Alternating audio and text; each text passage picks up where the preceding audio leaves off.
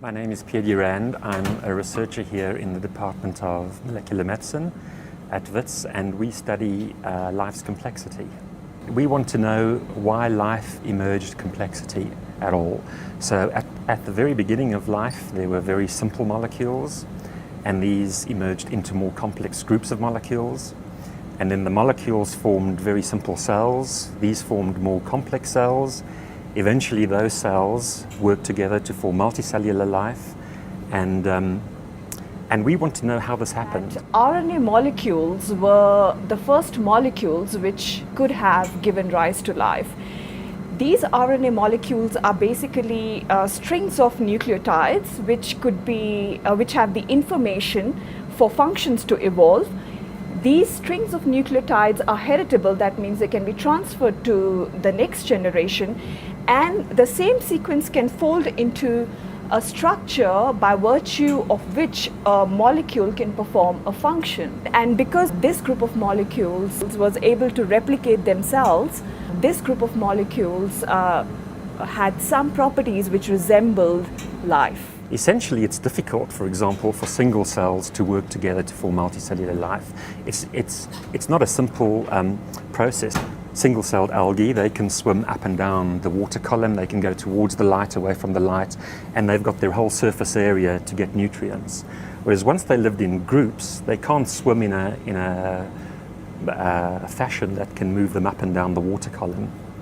And also the cells inside the middle of the group don't get many nutrients. Predation or protection from predators was one of the major causes why unicellular organisms became multicellular.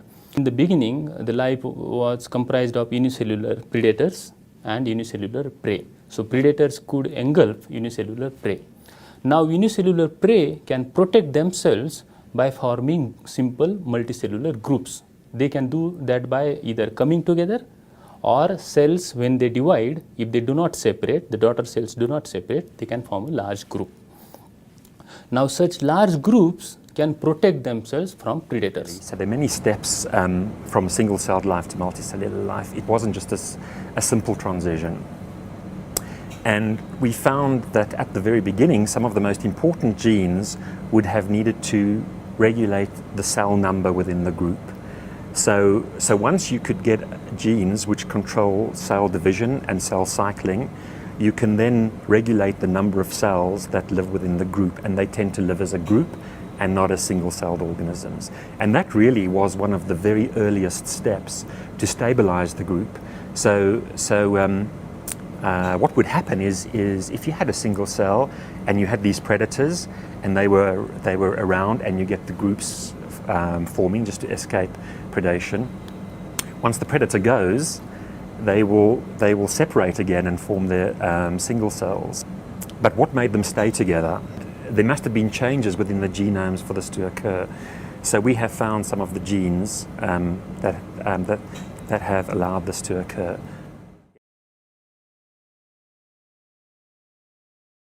But I just dissected Origin of Life. So I asked one of my very famous colleagues, National Academy member, I said, what's the origin of carbohydrates? He said, oh, it comes from formaldehyde in the foremost reaction. I said, okay, and he said, I'll send you an article. So I read the article by a guy named Eschenmoser, a great chemist. I've known of his work for many years. He's in his 90s now. And I just went to the synthetic protocols and I dissected it.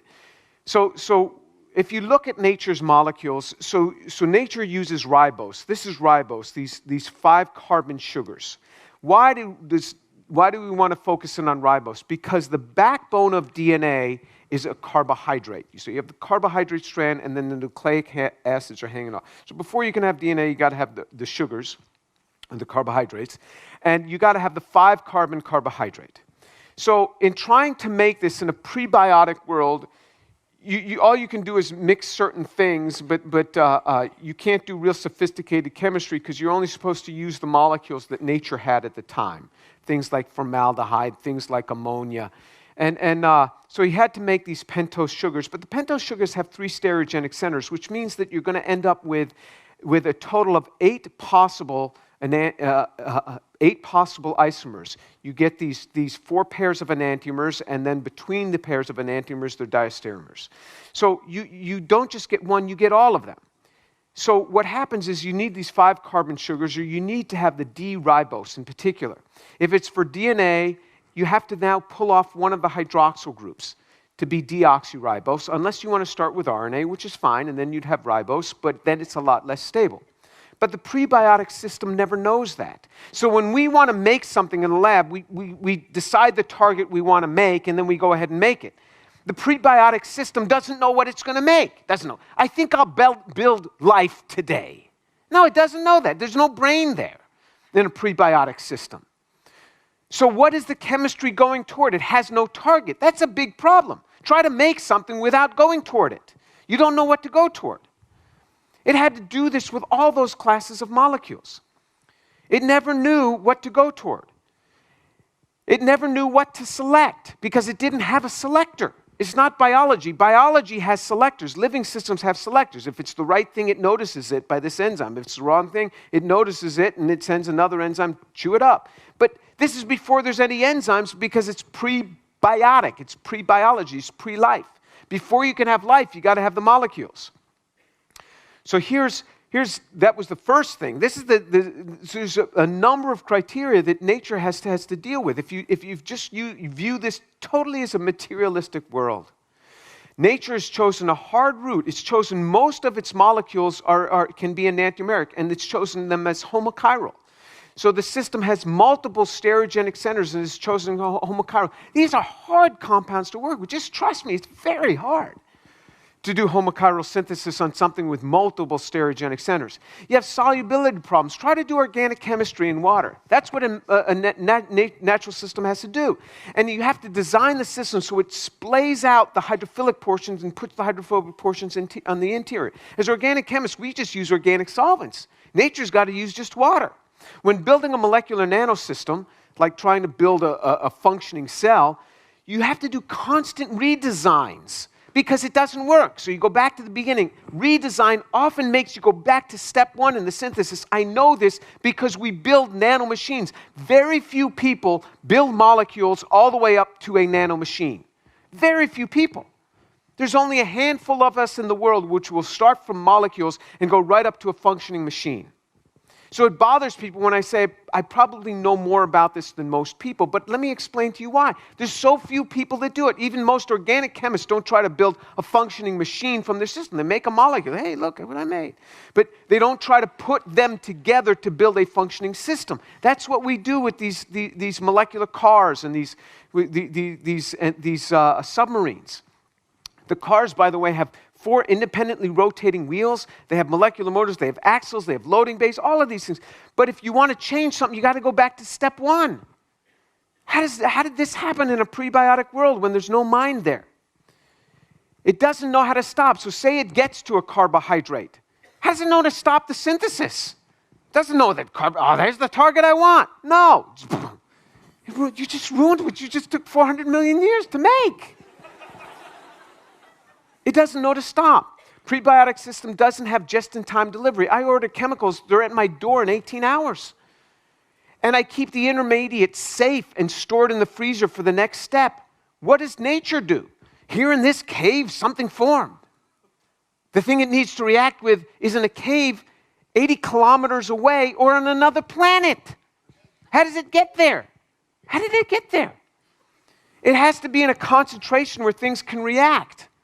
If it's just one molecule in a puddle, there's not a concentration gradient where things can react because the 2 molecules never find each other. It's easy statistics to figure out. You have to have a certain concentration before things can react. People will often say to me, oh, if you wait long enough, it'll form. No, time is your enemy in organic chemistry. Time is your enemy. You make something, you right away store it in a precious place because if air hits it or ammonia hits it, it falls apart.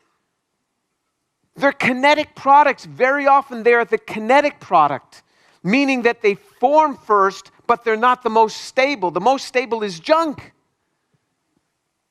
Reagent addition order is critical. You have to add A, and then B, and then C. You can't just throw it all together. It doesn't work that way. It just doesn't work that way. Try cooking, an elaborate French dinner. I bought all this stuff. I just add it all together. And chemistry is the same way. You can't do that. How does nature know what to add? How does it add one and then the other and then the other? And when these guys do their prebiotic chemistry, say, look what we got. Yeah, because you added A and then B and then C, and you bought A and you bought B and you bought C. The parameters of temperature, pressure, solvent, light or no light, pH, oxygen, moisture, no moisture, has to be carefully controlled to build complex molecular structures. The characterization at each step is essential, but hard in a prebiotic system. How do you characterize it? Biology characterizes everything. Everything that's made, enzymes check it. And if it's not right, another enzyme comes and rips out that wrong base and fixes it in the DNA. But this is a prebiotic world. You don't have any of this.